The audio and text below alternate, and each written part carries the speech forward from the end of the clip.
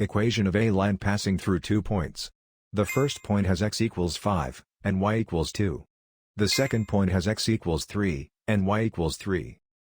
First, place the 2 points on the coordinate grid.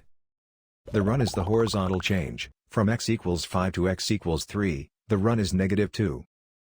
The rise is the vertical change, from y equals 2 to y equals 3, the rise is 1.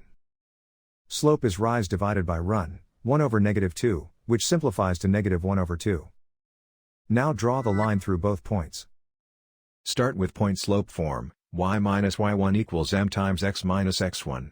Then fill in the boxed values, slope is -1 over 2, x1 is 5, and y1 is 2.